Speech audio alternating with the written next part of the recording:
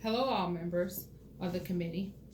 I am here today to speak on behalf of future social workers and a need to ramify the Coalition on Social Isolation and Loneliness to include the young population and consider creative ways to encourage young people to stay connected. Social isolation is not a new term.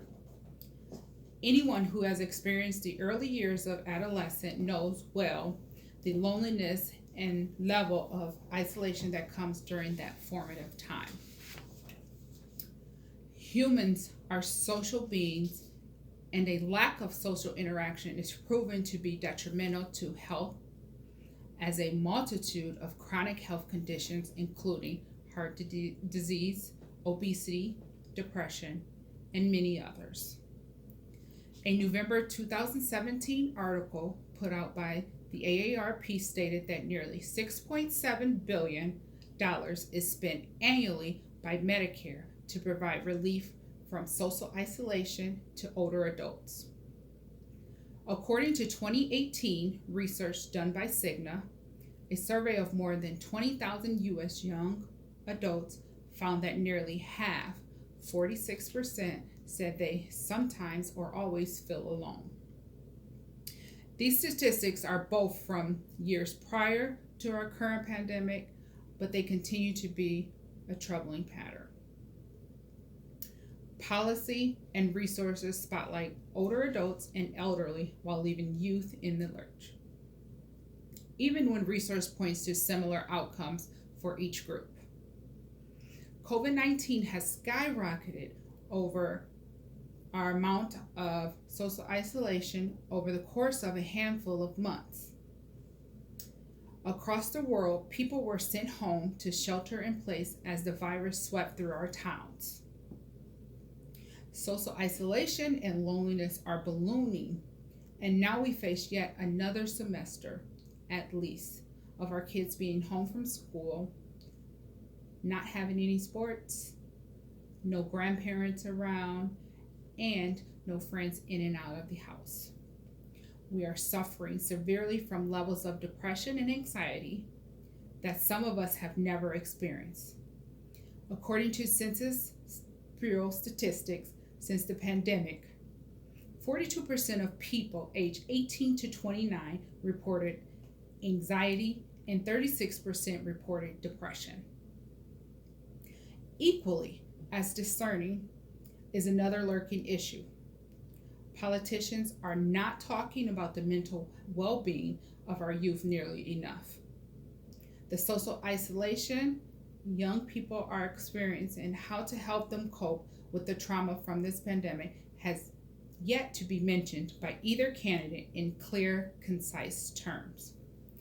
There is a push from the current White House to reopen schools, and although the focus is not solely on social and emotional well-being of young people, it is a small part of a statement made by Vice President Mike Pence and former counselor to the president, Kellyanne Conway, in a White House briefing on August 12, 2020. The American Academy of Pediatrics has backed up President Trump's push to reopen schools and mentions to the detriment the physical health as well as mental health as an outcome of schooling remotely for a significant length of time.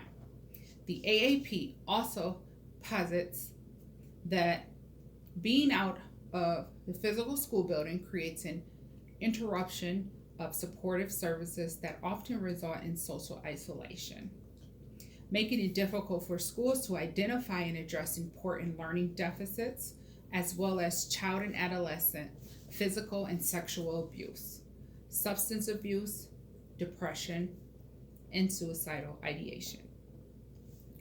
Older Americans and the elderly seem to get the primary focus regarding social isolation and loneliness when it comes to policy, and even more so with COVID-19. Recently, President Trump signed an amendment to the Older American Social Isolation and Loneliness Prevention Act. Added as of the Older American Act reauthorization. To date, there is not one policy in place for social isolation and loneliness among youth. Whether during the pandemic or otherwise, media has been covering policies on social isolation for older Americans, and yet it does not touch on children, adolescents, or our young adults. Many schools, as well as workplaces, are continuing to perform virtually, and social isolation is affecting young and old alike. The social work profession has become increasingly concerned with social isolation in communities worldwide, affecting the geriatric and adult populations, and now very prevalent within the youth population amid COVID-19. Although the approach from country to country varies, the core of what they do is to prevent and protect. As future social workers, we would like to encourage Congress to follow through on the policy recommendations included in a recent letter from the Coalition of Social Isolation and Loneliness. The coalition was developed in 2019 and brings together a collective of diverse individuals and organizations with the primary goal of ending social isolation and loneliness across America. Since the pandemic, the coalition has shifted the initial focus on seniors to include younger people as well. And their current policy recommendations include all ages. To quote directly from the Coalition of Social Isolation and Loneliness website, the population of Americans experienced negative mental health effects during the COVID-19 pandemic is substantial. A recent Kaiser Family Foundation poll found that nearly half, about 45% of adults in the U.S. reported that their mental health has been negatively impacted due to worries and stress over the virus. Furthermore, while current physical distancing protocols are necessary to prevent the spread of COVID-19, these protocols exacerbate the risk of social isolation and loneliness and related mental health complications. The same Kaiser Family Foundation study found that significantly higher shares of people who were sheltering in place, 47%, reported negative mental health effects resulting from worry or stress-related coronavirus than among those not sheltering in place, about 37%. As communities stay physically distant to slow the spread of the disease, Congress must ensure access to behavioral health and social support to mitigate these negative health effects. The coalition recommends several additions to a final COVID-19 relief package, which will improve efforts to address the impact of social isolation and loneliness facing the nation.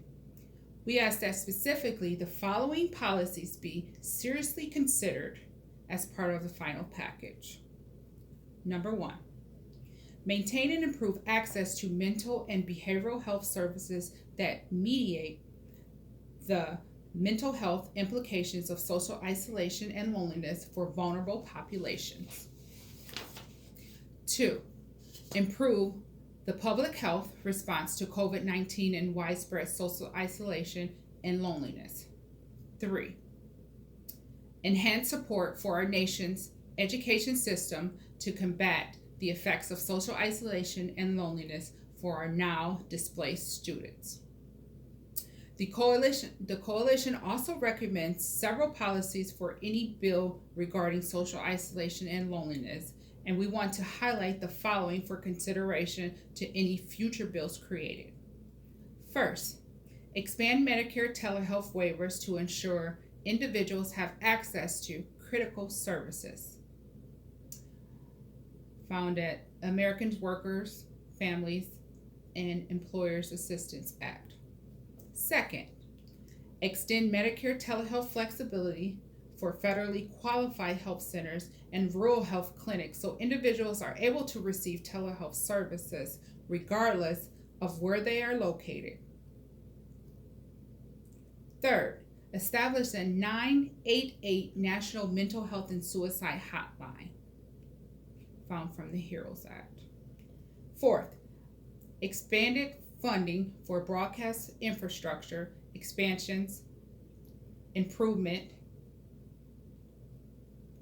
Last, expanded funding for our nation's education system, including funds to provide school-based support that address mental health, as well as funds to support coordination of efforts between state educational agencies and public health departments for planning, response, and recovery, also found in the HEROES Act. As future social workers, we urge Congress to take seriously the mental health of youth. We implore you to consider the ramifications of mandating isolation and consider creative ways to encourage young people to stay connected to their peers and family members. Technology is an extremely vulnerable asset to our current crisis, but it by no means stands in the place of human interaction. We want our youth to be safe throughout the lifespan of COVID-19, but we believe that physical health and mental health are equally as important and deeply intertwined. You cannot be healthy without others, and we must provide the resources to our young people so they can not only survive these unprecedented times, but thrive as well. Thank you for your time.